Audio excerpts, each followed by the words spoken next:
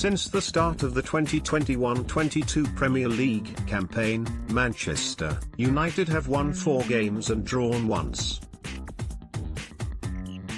They have also scored the most goals in the league, 13, but conceded 3 more than title rivals Manchester City, Chelsea, and Liverpool. Over the summer, United boss Ole Gunnar Solskjaer made 3 marquee signings: Cristiano Ronaldo, Rafael Varane, and Jadon Sancho, and the latter of the trio is starting to look unnecessary. In one of the longest transfer sagas in recent years, Sancho finally signed a 5-year deal at Old Trafford, joining from Borussia Dortmund for £73 million. The English winger scored 38 goals in 104 Bundesliga appearances and looked like one of the brightest prospects in world football, but he has struggled to set the Premier League alight and is adjusting to the league at a very slow pace. The arrival of Ronaldo, who has scored 3 in 2 appearances, has masked some of the Red Devils' issues so far this season, but if the Portugal captain picks up an injury or struggles to find the back of the net, then questions will be raised of Sancho.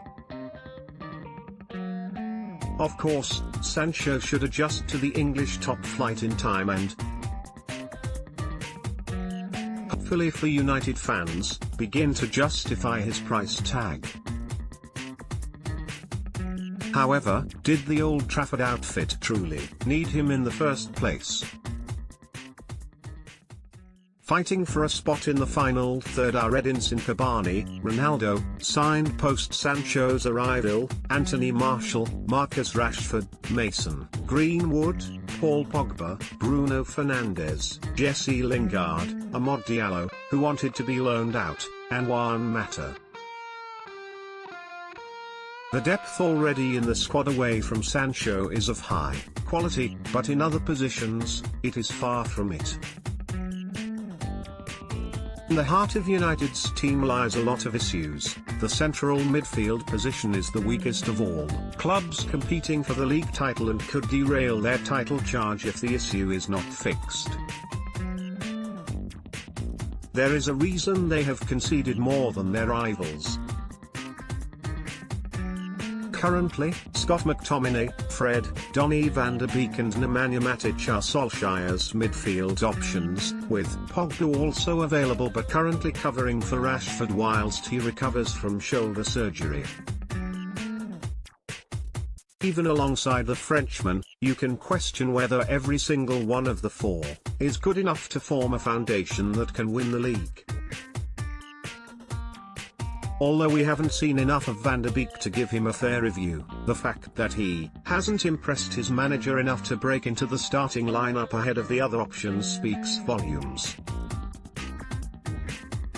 McTominay has looked above average previously and would be a great player to have as a backup, but there are numerous upgrades for him available that could have been purchased with the Sancho budget.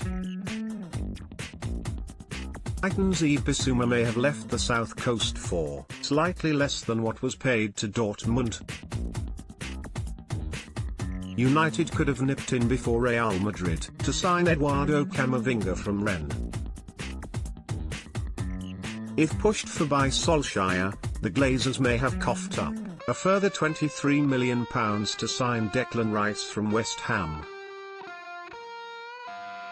According to numerous reports, the Hammers are only willing to part ways with the 22-year-old for £100 million, which may be a big hit in the short term, but his potential over the coming years could make the triple-figure fee worthwhile. Revealed that Rice is now United's priority in the next few transfer windows, but it could be too late by then, as they won't be the only ones interested following the Englishman's impressive displays so far this campaign. Maybe Solskjaer should have separated his needs and wants prior to the 2021 summer transfer window. Especially with Pogba potentially departing at the end of the season when his contract expires. The lack of a world-class holding midfielder could be the difference between lifting the Premier League at the end of the season or being left empty-handed.